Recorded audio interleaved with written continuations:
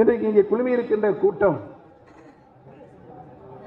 தினந்தோறும், வாரந்தோறும், மாதந்தோறும் தீர்ப்பு வந்தாலும், எத்தனை தீர்ப்பு வந்தாலும் நாங்கள் உங்களுடைய இலக்கை நோக்கி நீங்கள் சென்று கொண்டிருக்கிறீர்கள்.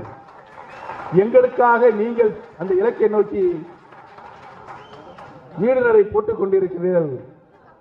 எங்களுடைய முழு ஆதரவும் உங்களுக்குத்தான் என்று தொண்டர்கள் இன்றைக்கு எங்களுக்கு முழு ஆதரவு தந்து நாங்கள் செல்லுகின்ற இடமெல்லாம் எங்களை வாஞ்சியோடு வரவேற்று நீங்கள் எடுத்திருக்கின்ற கொள்கை, நீங்கள் செல்லுகின்ற பாதை, இவைகளெல்லாம் புரட்சி தலைவர், புரட்சி தலைவி மாண்புமிகு அம்மா அவர்கள் நடந்து சென்ற பாதை என்பதன் அடிப்படையில் மிகப்பெரிய எங்களுக்கு ஆதரவை தந்து கொண்டிருக்கின்ற இம்மக்களுக்கு நாங்கள் என்றைக்கும் நன்றிக்கடன் பட்டிருக்கிறோம் என்பதனை நான் இந்த கூட்டத்தின் வாயிலாக தெரிவித்துக் கொள்ள கடமைப்பட்டிருக்கிறேன். எல்லாம் கட்சிக்கு உழைத்தவர்கள். அம்மா எனக்கு 2 தடவை முதலமைச்சராக என்னை நியமனம் செய்தார்கள்.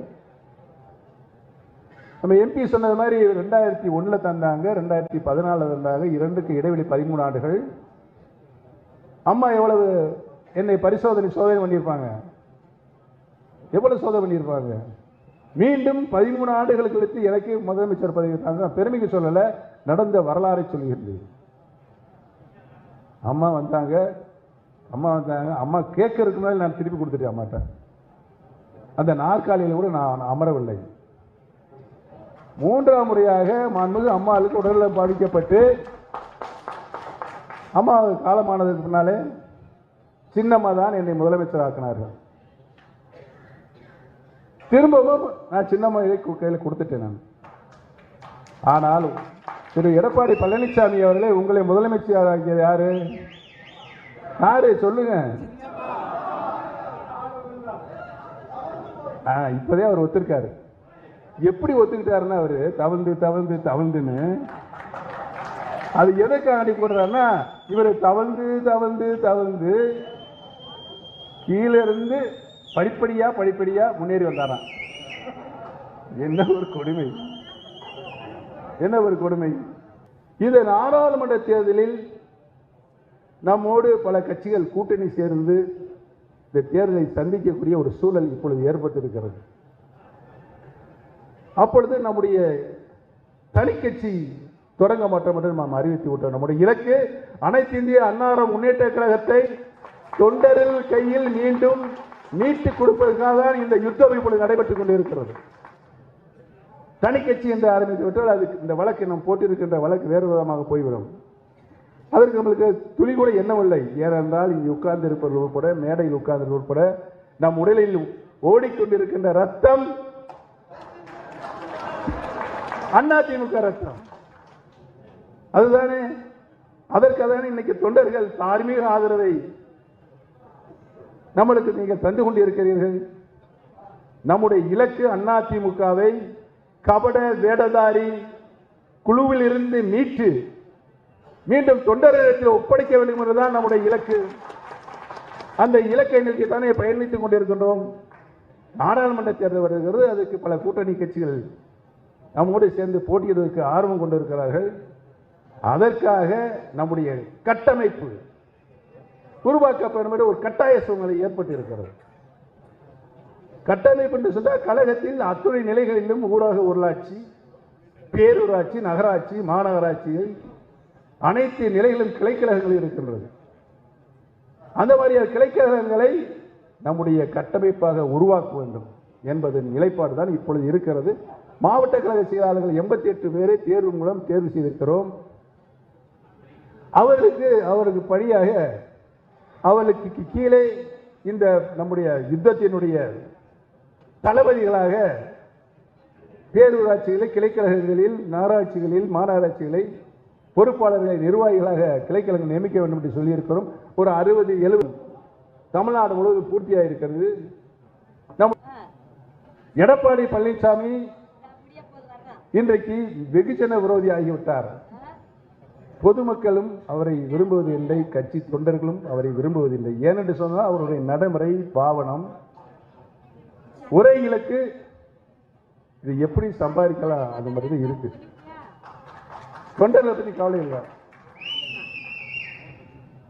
இந்த நிலையிலிருந்து மாறுபட்டு கழகத்தை மீட்டெடுக்க வேண்டும் என்பதன் யுத்தம் தான் இன்றைக்கு இப்பொழுது நாம் தொடங்கி இருக்கின்ற இந்த யுத்தம்.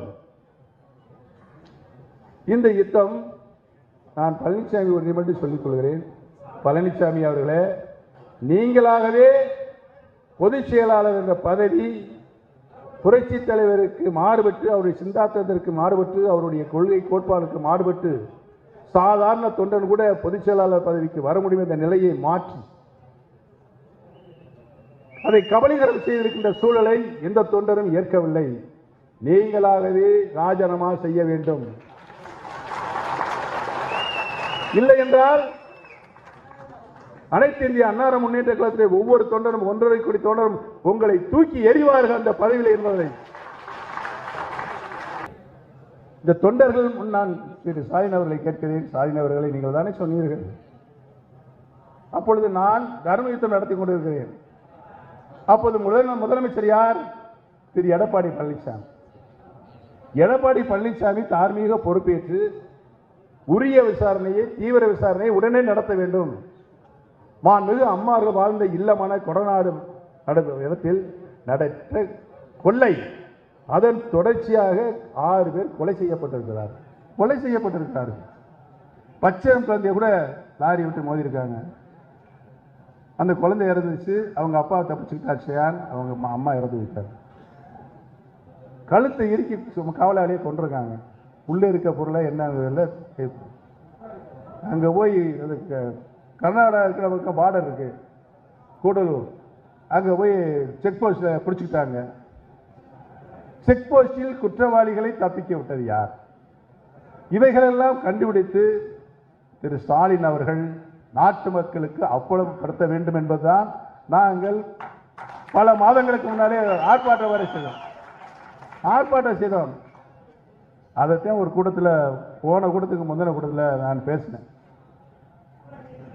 என்ன பேசினேன்?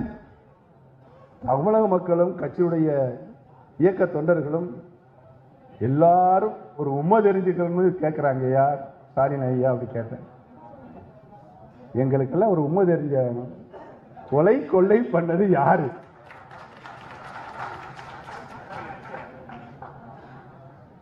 இது இந்த நிலை நீடித்துக் கொண்டே போனால் தேவையில்லாத ஒரு கெட்ட பேர் முதலமைச்சருக்கு வரும்.